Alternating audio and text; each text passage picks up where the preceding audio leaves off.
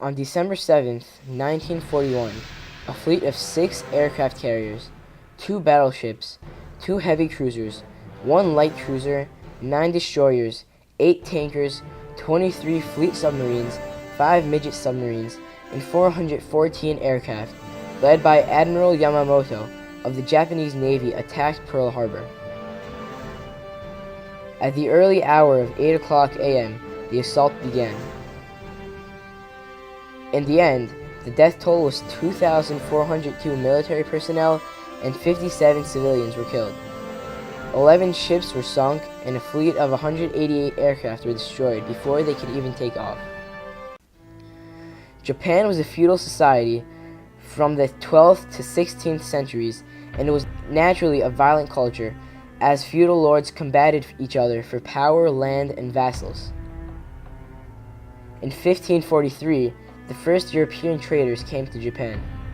Portuguese, Spanish, English, and Dutch traders began to frequent the home islands.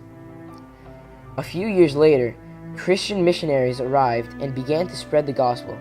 Under Shogun Ieyasu Tokugawa, Japan reduced all foreign trade and abolished foreign influence. Until 1641, nearly no ships were permitted into Japanese harbors, and all missionaries were expelled from the island of Japan. The country entered a period of isolation that would last for 200 years. So began Japan's conflict with the West, which led to the tension between the US and Japan. Japan flourished without outside interference, and its economy rivaled Europe's and America's as well. In the middle 19th century, the US was emerging as a major economic powerhouse.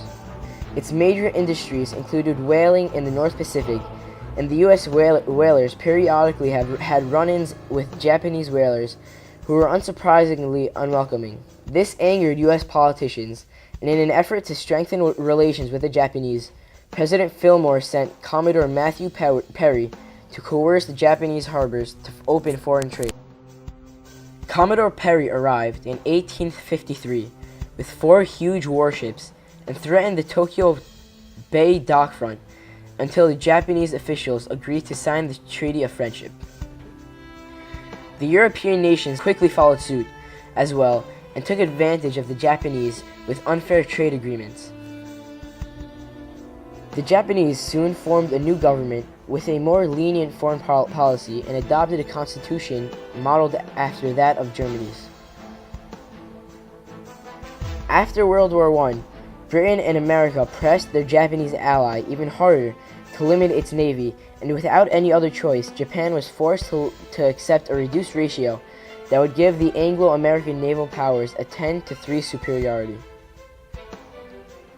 In the summer of 1941, the Roosevelt administration imposed an embargo on exports to Japan. Britain and Holland soon followed suit.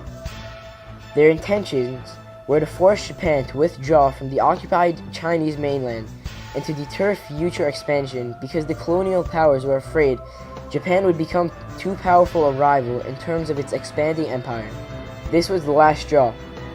Faced with the onset of shortages that would cripple their nation's defense, the Japanese government approved of a military plan to destroy the American Pacific Fleet at Pearl Harbor.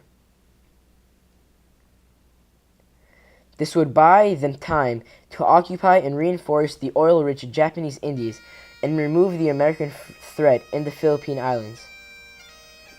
Many in the Japanese military felt this would also serve to discourage further interference from the West. Thus, Japan figured their control of the South Pacific would be impervious to Western intervention. On December 2nd, 1941, under the military guidance of Admiral Yamamoto, the Japanese combined fleet sailed forth on a voyage that would alter the history of the world.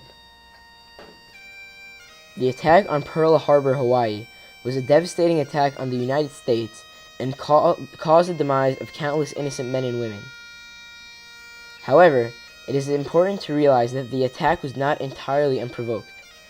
The United States and the West had very shaky relations with the Japanese for hundreds of years prior to the attack, and they caused one of the world's greatest tragedies. We'll always remember the day that will live in infamy and it is also important to understand the events that led up to it.